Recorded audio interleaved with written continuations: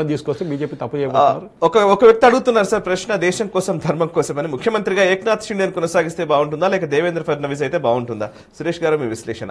54 సీట్లు ఉన్న మనిషికి ముఖ్యమంత్రిగా ఇవ్వాలన్నా లేకుంటే 130 సీట్లు గడిచిన మనిషికి? దీనికంటే ముందు చేసిన తప్పు బీజేపీ ఉద్ధవ్ ఠాక్రేని అకామిడేట్ చేయడానికి ట్రై చేస్తారు. ఇట్లానే అప్పుడే స్ప్లిట్ అయింది అది అలయన్స్. ఎప్పుడు ఎవరు ఎక్కువ సీట్లు, I mean almost three times double the seats ఉన్నది బీజేపీకి. డెఫినెట్లీ బీజేపీ వీళ్ళిద్దరిని ఉప ముఖ్యమంత్రిగా చేస్తారు, దాంట్లో డౌట్ లేదు. అజిత్ పవార్ కానీ శివసేన మన షిండే గారిని కానీ they both will be deputy chief minister. Fadnavis గారే ముఖ్యమంత్రిగా ఉండాలి, ఎందుకంటే ఇట్ మేక్స్ లాజికల్ సెన్స్. 130 ఉన్న మెజారిటీ ఉన్న స్టేట్ ఒక పార్టీకి వాళ్ళ లీడరే సీఎంగా ఉండాలి. Okay. And Pawan Kalyan factor గురించి మాట్లాడమని అడుగుతున్నారు సార్ కొంతమంది, అండ్ జార్ఖండ్ గురించి కూడా మాట్లాడమని అడుగుతున్నారు. సురేష్ గారు, పవన్ కళ్యాణ్ ప్రచారం చేసిన కాన్స్టిట్యుయెన్సీస్ రిజల్ట్ ఎలా వచ్చాయో కొంచెం చెప్పండి. పవన్ కళ్యాణ్ ఫ్యాక్టర్ గురించి అడుగుతున్నారు. అండ్ సాయిజీ సురేష్ జీ, జార్ఖండ్ లో జాతీయవాద పార్టీ గెలవలేని స్థితిలోకి ఆ రాష్ట్ర పరిస్థితి చేయి దాటిపోయిందా? జార్ఖండ్ గురించి నేను చెప్పాను సార్, ఒక ట్రైబల్ ఇష్యూ ఒకటి ఉండే అక్కడ. సెకండ్, సంతాల్ ఏరియాలో చాలా మట్టుకు గుస్ఫైట్లు అంటారు హిందీలో, దట్ ఈస్ బయట నుంచి వచ్చిన వాళ్ళు, ఎస్పెషలీ రోహింగ్యా వాళ్ళు వచ్చి అక్కడ ఉన్నారు. దానితోని ఎలక్షన్లో ఏమైనా డిఫరెన్స్ వచ్చిందని చూడడానికి మనకి సెగ్మెంట్ బై సెగ్మెంట్స్ వెళ్ళాల్సింది. ఒక 2 రోజులు టైం పడుతుంది సాయి గారు. నేను డెఫినెట్గా అనలైజ్ చేసి ఒక ఎక్సెల్ వేసి మీకు మండే ట్యూస్డే అనలైజ్ చేయాలి.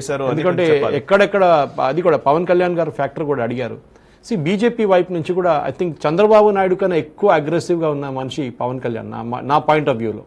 ఎందుకంటే చంద్రబాబు నాయుడు గారికి కొంచెం లిమిటేషన్స్ ఉంది, ఆయనకి తెలుసు కూడా అది చాలా మటుకు. ఆంధ్ర బయట ఆయనకి ఒక బిజినెస్ కమ్యూనిటీని అడ్రస్ చేయాలంటే ఆయన చాలా కంఫర్టబుల్గా ఉంటారు, ముంబైకి వెళ్ళినా కానీ ఢిల్లీకి వెళ్ళినా కానీ. కానీ అదే టైంలో ఒక పబ్లిక్ మీటింగ్లో మీరు నాందేడ్లో వెళ్ళి నాయుడు గారి దగ్గర మాట్లాడమంటే ఒకటి ఆయనకి లాంగ్వేజ్ రాదు. పవన్ కళ్యాణ్ అయితే ఏదో అడ్జస్ట్ చేసుకుంటారు ఆయన, కానీ స్టార్ పవర్తో చూడడానికి చాలామంది వస్తారు. దీనికన్నా ముందు కూడా నేను ఎప్పుడో క్రిటిసైజ్ చేసేసి పవన్ కళ్యాణ్ గారిని అదే చేశాను. ఏంటంటే అప్పుడు ఆయన ఫస్ట్ టర్మ్లో ఓడిపోయినప్పుడు నేను చెప్పి ఆ స్టార్ పవర్ని ఓట్ పవర్గా కన్వర్ట్ చేయడానికి పవన్ కళ్యాణ్ గారికి ఉండాలి.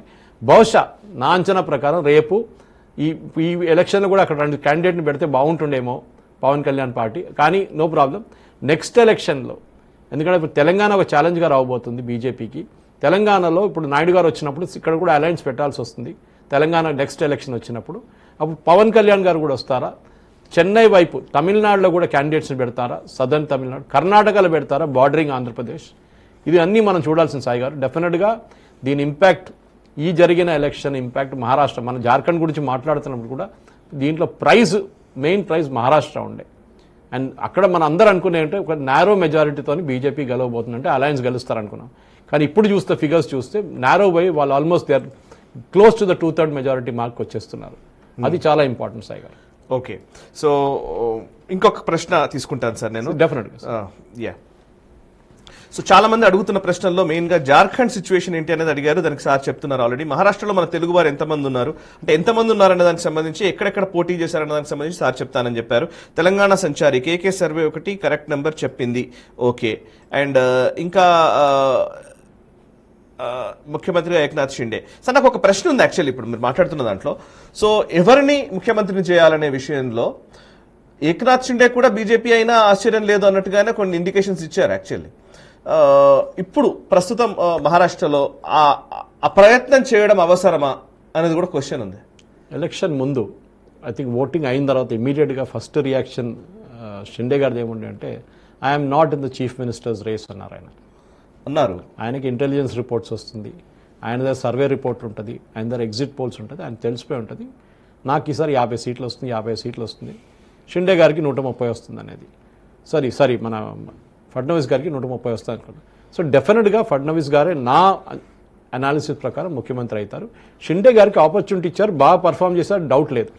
కానీ మహారాష్ట్రకి కావాల్సింది ఏంటంటే ఒక ఫడ్నవీస్ లాంటి మనిషి కావాలి. ఎందుకంటే ఇన్వెస్ట్మెంట్స్ మహారాష్ట్ర నుంచి బయటికి వెళ్తుంది. అక్కడున్న గవర్నమెంట్, దీనికన్నా ముందున్న ఉద్ధవ్ ఠాక్రే గవర్నమెంట్ మనం చూసాం.